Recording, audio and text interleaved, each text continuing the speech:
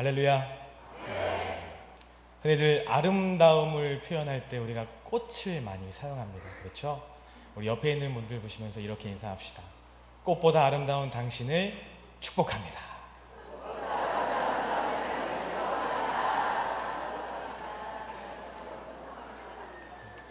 우리 한 번 더 인사할게요.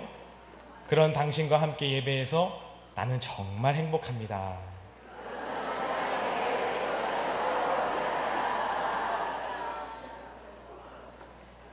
이 예배가 행복의 예배, 은혜가 넘치는 예배가 될 줄로 믿습니다. 윗마을에 사는 어느 목사님이 하루는 아랫마을에 사는 목사님에게 타는 말을 빌리러 왔습니다. 아랫마을 목사님은 말을 빌려주면서 윗마을 목사님에게 이렇게 부탁을 했습니다. 이 말은요, 할렐루야 하면 달리고 아멘 하면 멈춥니다. 이렇게 일러주었습니다. 윗마을 목사님은 잘 알겠다고 이 말을 타고 나아갔습니다. 그러면서 말을 타고 할렐루야 하고 달리기 시작합니다. 말이 어떻게 했을까요? 막 달렸겠죠? 막 달리고 신나게 달리고 있는데 앞에 낭떠러지가 보이는 겁니다. 낭떠러지가 보이는 순간 이 윗마을 목사님은 당황하기 시작해요. 그래서 이 말을 세우는 방법, 그 단어를 까먹습니다. 그래서 이 목사님은 마지막으로 할 수 있는 것이 하나님 앞에 기도하는 것 뿐이었습니다. 간절히 그 달리는 말 위에서 하나님 제발 나를 살려주시면 살려주시고 내가 죽는다면 평안히 천국에 갈 수 있게 해주세요. 예수님의 이름으로 기도합니다. 아멘 했더니 말이 낭떠러지 앞에 딱 서게 된 겁니다. 할렐루야. 이 목사님이 너무 기뻐서 하나님 감사합니다. 할렐루야 했더니 말이 어떻게 됐을까요? 네, 그렇게 됐답니다. 사람의 말 한마디가 이렇게 중요합니다. 유머의 한 예화지만 이 장면을 보면서 이 사람의 말 한마디도 이렇게 중요한데 하나님의 말씀은 얼마나 중요할까 생각해 보게 되었습니다. 하나님의 말씀은 살아 운동력 있고 좌우에 날선 어떤 검보다 예리하며 우리의 심령 골수를 찔러 쪼개기까지 한다는 능력 있는 말씀인 줄로 믿습니다. 오늘 이 귀한 시간 그 하나님의 말씀의 능력이 오늘 함께 예배하는 우리 모든 성도님들 가운데에 임하게 될 줄로 믿습니다. 오늘 본문 말씀을 한번 살펴보겠습니다. 이스라엘 백성들이 애굽 땅에서 출애굽을 하게 됩니다. 오늘 본문 말씀은 이스라엘 백성들이 출애굽한 지 정확하게 1년이 되던 날 하나님께서 이제 본격적인 광야 생활을 앞두고 있는 이스라엘 백성에게 모세를 통해서 하신 명령의 말씀입니다. 이제 본격적인 광야 행군을 앞둔 그들의 심정이 어땠을까? 그들의 여정을 보아서 알지만 그들의 여정은 비록 짧은 1년이었지만 앞으로 39년이라는 많은 해가 남아있지만 그 1년 동안 그들은 참 많은 경험도 했습니다. 그 애굽 병정들이, 애굽 군대들이 쫓아와서 홍해 앞에서 우리를 살려달라고 간절하게 애원했던 그들의 모습도 볼 수 있었고 그들 가운데 하나님의 놀라운 인도하심 또한 그들 가운데 있었습니다. 그런 일련의 여러 가지 사건을 겪은 이스라엘 백성들이 이제 본격적인 광야 생활을 앞두고 광야 행진을 앞두고 그들의 마음이 평안했을까요? 아니요. 그들의 마음은 두려웠습니다. 너무나도 떨렸습니다. 나아가고 싶지 않았을 것입니다. 불확실한 미래였고 불안한 마음이 그들을 사로잡아 있는 상태였습니다. 그러나 이스라엘 백성들이 애굽을 탈출한 그 순간부터 하나님은 그들과 늘 함께 하셨습니다. 늘 함께 하셔서 그들이 죽음 앞에서 하나님의 살아계심을 보게 하기 위해서 그들을 건져내셨고 그들을 날마다 눈동자같이 아끼시며 그들을 이끄셨던 하나님이셨습니다. 결과적으로 이스라엘 백성들의 40년 광야 생활 가운데에 매 순간 그리고 가나안을 정복하는 그 순간까지도 하나님은 그들과 함께 하시고 그들의 역사를 이루셨습니다. 오늘 말씀도 여전히 그들을 아끼시고 사랑하시고 보호하시는 하나님의 모습입니다. 이제 본격적으로 시작될 광야의 행군 앞에서 가나안을 향해 하나님이 약속한 그 땅을 향해 진군하는 출발선에 선 그 이스라엘 백성들을 지휘하고 통솔하는 데 필요한 바로 은나팔 2개를 만들으라고 하나님께서 말씀하셨습니다. 명령하셨습니다. 그리고 그 신호의 규정에 대해서 하나님께서는 모세를 통해 말씀하고 있는 오늘 본문 말씀입니다. 지금까지는 이스라엘 백성들이 성막 위에 떠오른 구름과 불 모양의 그 모습을 보고 그들이 행군을 하고 멈춰섰던 모습들을 보였습니다. 그런데 200만 명에 달하는 그 많은 군중들을 그 구름과 불만으로는 부족한 모습이었습니다. 그래서 하나님은 모세에게 은나팔 2개를 만들어서 이 많은 무리들을 올바르고 안전하게 통솔하기 위한 하나님의 마음이 담겨져 있습니다. 생각해 보십시오. 200명도 아니고 2000명도 아니고 200만 명에 달하는 그 많은 인원들을 한꺼번에 통솔한다는 생각. 그 당시에는 마이크 시설도 없었고요. 지금 우리가 가지고 있는 핸드폰, 카톡 이런 거 되지도 않았습니다. 그 많은 무리가 나아갈 때 한 명이라도 저 잠깐 화장실 좀 다녀올게요 하면 그 200만 명 중에 199만 명이 한 명을 기다리기 위해서 잠시 행군을 멈춰야 되는 순간 한번 상상해 보십시오. 어려운 상황들이 너무나도 앞에 기다리고 있는 상황들이었습니다. 그래서 하나님은요, 이 이스라엘 백성들이 안전하게, 올바르게, 온전하게 광야 생활, 광야 행진을 하기 위해서 바로 이 은나팔 2개를 만들라는 명령을 주셨습니다. 그리고 그 행군 규정을 이 이스라엘 백성들에게 주셨습니다. 말씀을 보니까 나팔 2개를 불 땐 온 회중이 회방문 앞에 모여서 하나님께 나아갈 것이라고 하나님께서 규정하십니다. 그리고 하나만 불면 지휘관들이 모여서 하나님께 나아갈 것을 규정하셨고요. 크게 불 때는 동쪽과 서쪽, 남쪽의 진영들이 신호에 맞춰서 행진할 것 등의 여러 가지 규정들을 이 나팔 소리를 통해서 말씀하고 있는 것입니다. 그래서 이스라엘 백성들이 이 진영을 흐트러짐 없이 이 광야 생활을 올바르게 마칠 수 있도록 하신 하나님의 마음이라는 것입니다.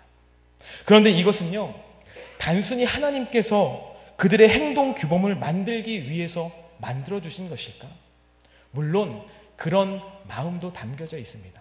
그런데 더 중요한 것은 이 나팔 소리의 규정을 주신 더 큰 이유는 하나님께서 이스라엘 백성들이 이 나팔 소리를 듣고 혼란에 빠지지 않고 올바르게 광야 생활을 하기 위해 안전하게 이 광야 여정을 마치게 하기 위한 하나님의 사랑의 마음이 담겨져 있다는 사실입니다. 곧 하나님의 말씀에 순종해서 따라야 한다는 것을 말씀하고 있는 장면입니다. 여기서 나팔 소리는요, 하나님의 음성을 상징하는 말씀입니다.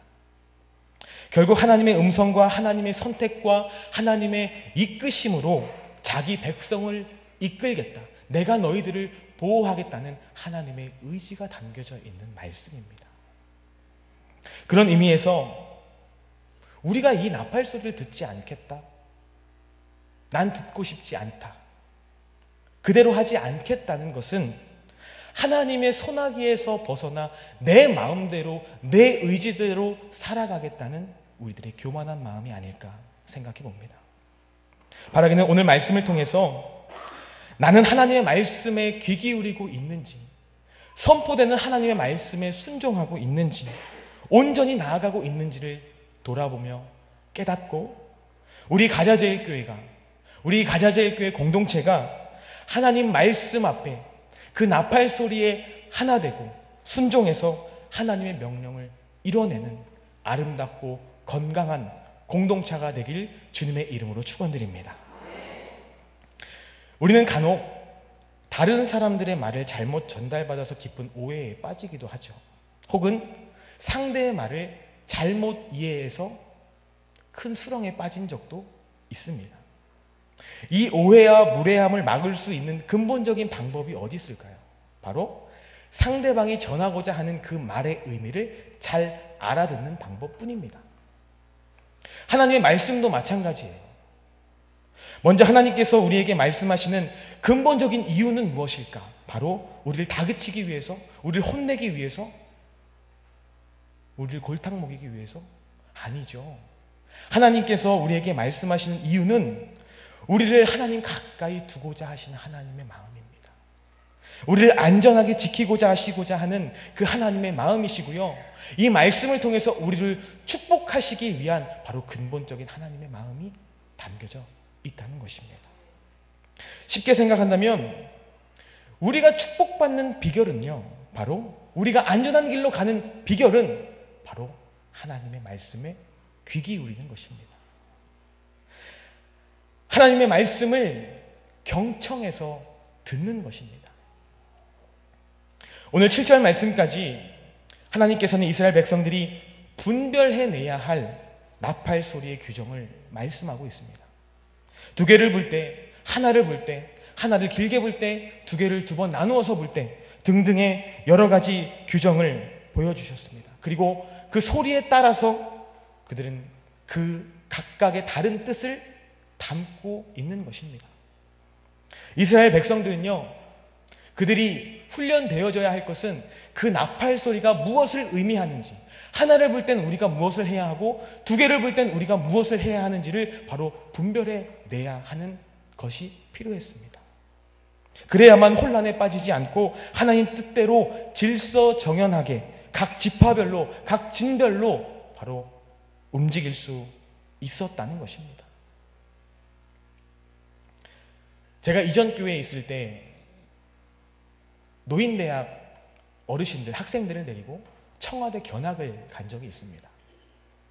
청와대 견학을 가서 안전하게 그 일정을 마무리하고 제가 대표로, 담당자로 갔기 때문에 인원 파악을 하는 중에 있습니다. 그때 버스가 3대가 갔는데요.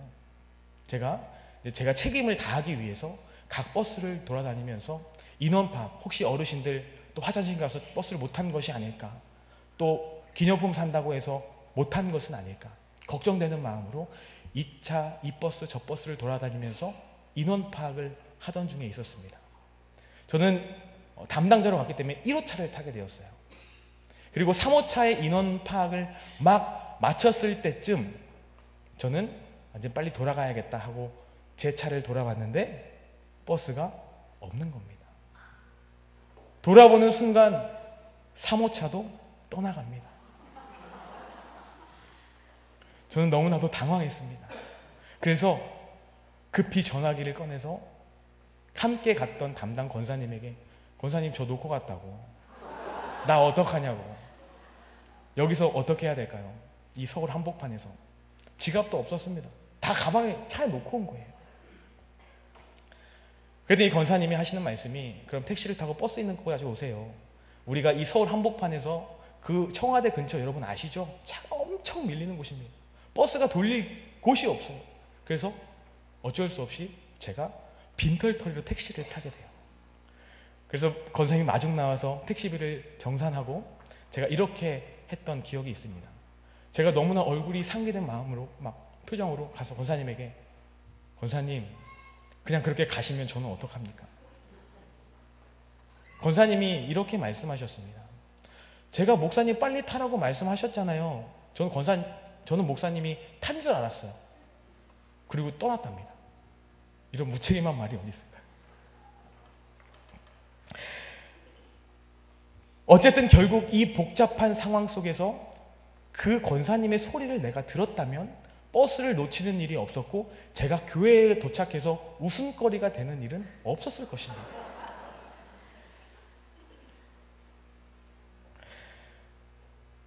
권사님은 멀리서 분명하게 소리쳤다고 이야기하고 나는 그 권사님의 소리를 들은 적이 없다고 이야기를 했습니다. 이 소리를 듣기 위해서는 내 귀가 이만큼 커지거나 아니면 권사님의 목소리가 우렁차게 커서 그 많은, 그 여러 가지 소음 속에서 내가 그 소리를 분별해내는 방법밖에 없었습니다. 여러분 청와대에 가보니까요, 견학하는 버스가 얼마나 많은지요. 혹시 가보셨습니까? 네. 아마 실버대학, 우리 노인대학 학생들인 것 같습니다. 버스가 얼마나 많은지 내 버스 찾기가 너무 쉽지가 않더라고요. 그러니 얼마나 돛대기 시장 같겠습니까? 그 권사님의 소리를 나보고 어떻게 들으라고. 성도 여러분, 우리는 이렇게 온갖 소음이 가득한 세상에 살고 있습니다. 불쾌하고 시끄러운 소리를 우리는 소음이라고 이야기를 합니다. 이 소음은 우리가 진짜 들어야 할 소리를 듣지 못하게 한다는 것입니다. 그래서 우리를 하나님의 울타리 안에서 벗어나게 합니다. 하나님 말씀 없이는 우리는 길을 잃은 양과도 같습니다. 그래서 우리에게 필요한 것이 바로 살아있는 하나님의 말씀이며 숱한 소음 속에서 말씀을 분별해낼 줄 아는 영적 분별력이 우리 가운데 필요합니다. 우리에게 항상 하나님의 말씀이 내 발의 등이 되고 내 길의 빛이 됩니다라고 고백할 수 있으면 얼마나 좋겠습니까? 그런데요, 그럴 때보다는 하나님 말씀보다 내 의지와 내 말이 앞장설 때가 더 많고, 하나님 말씀에 경청하고 귀 기울이기보다는 세상의 소리에 귀 기울이려 하는 내 모습이 더 큰 적이 많습니다. 하나님 말씀이 선포되는 자리는 지루하기 짝이 없습니다. 졸음이 쏟아집니다. 말씀 없이는 살 수 있다는 오만함과 교만함에 빠져 살아가고 있는 것이 우리의 현실이라는 것입니다. 하나님의 말씀을 빼곡히 내 성경책에 적어보고 노트에 적어보지만 말씀대로 살아가지 못합니다. 아니, 기억하고 싶지도 않습니다. 오히려 어제 본 드라마가 더 뚜렷하게 기억납니다. 이런 문제가 도대체 어디서 온 것일까? 말씀과 소음을 분별해내지 못하는 결과입니다. 하나님의 말씀과 세상의 소리를 분별해내지 못하는 바로 영적 무지함 때문에 우리는 하나님의 소리를 듣지 못하고 있다는 것입니다. 하나님의 소리가 그 소음을 이길 수 있는 방법은 우리가 하나님의 소리를 경청하는 방법뿐입니다. 우리가 하나님 말씀에 귀 기울이는 방법뿐입니다. 그렇다면 이 하나님의 소리를 분별해낼 수 있는 영적 분별력은 어디서 얻을 수 있을까라는 질문을 해보게 됩니다. 어떻게 얻을 수 있을까요? 우리가 살아가는 시대를 성령의 시대라고 이야기를 합니다. 성령님이 누구십니까? 우리를 가르치고 도우시고 은혜를 주시는 보혜사 성령이라고 말씀합니다. 우리를 죄와 의에 대해서 영으로 분별케 하시는 분이 바로 성령이라고 말씀합니다. 우리는 성령에 의해서 바로 이 영적 분별력을 얻을 수 있게 되고, 이 영적 분별력을 통해서 소음과 하나님의 소리를 구별할 수 있는 능력을 얻게 되는 것입니다. 로마서 8장에 보면 성령에 대해서 다양한 호칭을 이야기합니다. 성령을 하나님의 영, 그리스도의 영이라고 이야기합니다. 하나님의 영이자 그리스도의 영이 바로 우리 마음속에 있다고 기자는 이야기합니다. 예수님을 우리 마음에 모실 때, 그것을 믿을 때, 그분을 의지할 때, 바로 그분을 인격적으로 만날 때 우리는 영적 분별력을 갖고 나가서 그 하나님의 소리와 세상의 소리를 분별해낼 수 있는 영적 분별력을 얻게 된다는 사실입니다. 그렇다면 우리에게 시급한 것이 무엇입니까? 명예입니까? 돈입니까? 재산이에요? 우리 가족의 건강입니까? 내 자녀가 잘 되는 것입니까? 물론 필요합니다. 다 잘 되셨으면 좋겠어요. 그런 축복이 여러분들 가운데 있었으면 좋겠습니다. 그런데 우리에게 정말 시급한 것은 하나님의 말씀을 분별해서 하나님의 말씀을 듣는 것입니다. 나팔이 불려질 때 그 나팔 소리가 어떤 의미를 가지고 있는지, 어떤 소리인지, 우리가 어떤 행동을 취해야 하는지를 우리는 분별해야 하는 분별력이 필요하다는 것입니다. 그런 의미에서 우리는 하나님의 말씀이 선포되어지는 이 예배 자리를 사모해야 하는 줄로 믿습니다. 하나님의 말씀이 선포되어지는 이 자리를 귀중히 여겨야 할 줄로 믿습니다.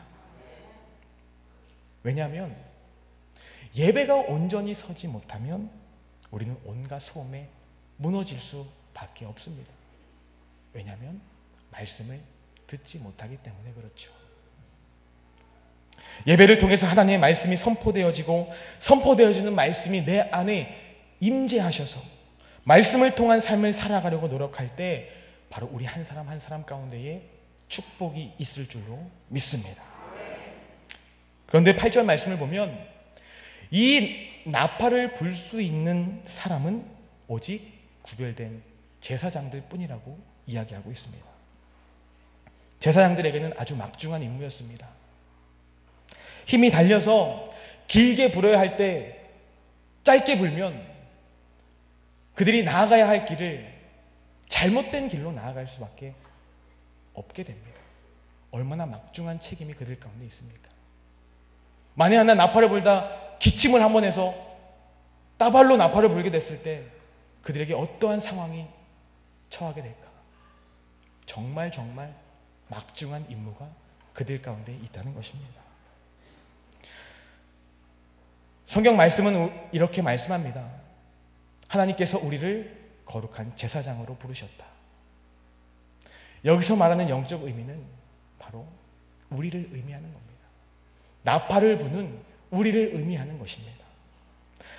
오늘날을 살아갈 때 하나님의 말씀을 들고 나아가는 하나님의 구별된 거룩한 백성인 바로 우리 성도를 지칭하는 말씀입니다. 이 세상을 향해 이 나팔, 하나님의 뜻을 전해야만 하는 막중한 책임과 사명이 바로 우리 한 사람 한 사람 가운데에, 바로 우리 가자제일교회에 있다는 것입니다. 여러분, 우리는 세상을 등지고 살 수는 없습니다. 하나님은 그러라고 하지 않으셨어요. 세상 속에서 우리는 하나님을 드러내야 하고 말씀으로 승리해야 하고 그리스도인다운 모습을 나타내야 합니다. 이것이 세상에 대한 소금과 빛에 대한 역할 아니겠습니까? 이 사명은 거룩한 성도로서 하나님의 뜻을 전하고 나타낼 특권 그리고 책임입니다. 하나님의 거룩한 백성, 하나님의 거룩한 자녀가 아니라고 생각하시는 분 계십니까? 우리가 하나님의 거룩한 백성과 자녀로 삼은 놀라운 축복이 우리 가운데 있습니다. 그렇다면 한 명도 빠짐없이 이 거룩한 사명을, 이 제사장으로서의 사명을 감당해야 하지 않겠습니까? 하나님이 우리 이 공동체 가자제일교회 세우신 목적은, 이 교회를 세우신 목적은 바로 하나님의 말씀이 선포되어지는 것과 영혼 구원의 사역, 바로 이 두 가지가 담겨져 있습니다. 복음 전파를 통한 영혼 구원의 사명이 우리 가자제일교회에 있다는 것입니다. 가자제일 공동체 일원인 나에게 있다는 것입니다. 복음 전파는 하나님의 명령입니다. 그냥 하나님이 부탁한 말이 아닙니다. 나팔 신호이자 규정인 것입니다. 내가 아니라 옆에 있는 김 권사님이 하겠지, 박 집사님이 하겠지, 이런 마음이 아니라 이것은 우리 가자제일교회가 함께 진군하고 행진하고 나아가야 하는 그 행군 속에 우리에게 주신 사명과도 같은 귀한 사명이라는 것입니다. 한 명도 낙오자가 있어서는 안 될 줄로 믿습니다. 행군 속에서 벗어나는 것은 위험천만한 일입니다. 우리 공동체 중심에는 바로 하나님 말씀이 있습니다. 하나님의 나팔 소리가 있습니다. 여러분 어떻게 하시겠습니까? 나의 의지대로 하나님의 손아귀에서 벗어나서 내 멋대로 살아가고자 하나님의 말씀과 명령에 경청하지 않고 세상의 소음에 나를 맡기시겠습니까? 아니면 하나님의 말씀을 경청하며 하나님의 사람으로서, 하나님의 구별된 거룩한 성도로서 하나님의 인도하심에 따라 나아가서 우리에게 맡겨주신, 우리 가자제일교회에 맡겨주신 그 사명을 올바르게 감당하시겠습니까? 이것은 우리가 선택할 수도 있지만 거룩한 제사장, 거룩한 성도로 부른 우리 가운데 주신 막중한 책임과 사명인 줄로 믿습니다. 바라기는 우리 가자제일교회가 이 하나님의 복음 사역, 영혼 구원의 사역을 감당해내는 것에 있어서 한 명도 나고자 없이, 단 한 명도 나고자 없이 하나님의 나팔소리, 바로 하나님의 말씀에 충만해서 우리 교회에 주신 이 사명을 한마음 한뜻이 되어 거룩하게 이루시는 우리 모든 귀한 성도님들이 될 수 있길 주님의 이름으로 축원드립니다. 우리 가자제일교회 공동체가 정말 건강한 교회로서 하나님께 칭찬받고 하나님의 뜻을 단 하나도 놓치지 않고 완수해 갈 수 있는 귀한 교회가 될 수 있길 다시 한번 주님의 이름으로 축원드립니다. 기도하겠습니다. 살아계신 하나님 아버지, 오늘 이 저녁 우리 가운데 이 귀한 말씀을 주시고 깨닫게 하심을 감사드립니다. 하나님의 말씀이 선포되어질 때 하나님, 우리가 그 말씀을 온전히 듣길 원합니다. 소음과 구별할 수 있는 영적 분별력을 허락하여 주시고 우리 한 심령 가운데에 하나님 말씀으로 충만하여져서 우리 가운데에 맡겨주신 그 귀한 사명을 감당해낼 수 있는 우리 귀한 하나님의 성도들 될 수 있도록 축복하여 주시옵소서. 우리 가자제일교회에 맡겨주신 귀한 복음 전파의 사명이 있습니다. 하나님, 우리가 이것을 완수해내길 원합니다. 우리 온 성도가 한마음 한뜻이 되어 이 사명을 올바르게 온전히 완수해 갈 수 있도록 인도하여 주시옵소서. 하나님, 이 모든 말씀을 우리 마음판에 새기고 또 한 주간을 살아갈 때, 아니 우리 신앙의 여정 가운데에 이 말씀을 붙들고 승리의 길로 나아갈 수 있는 귀한 이 공동체 될 수 있도록 축복하여 주시옵소서. 예수 그리스도의 이름으로 기도하옵나이다. 아멘.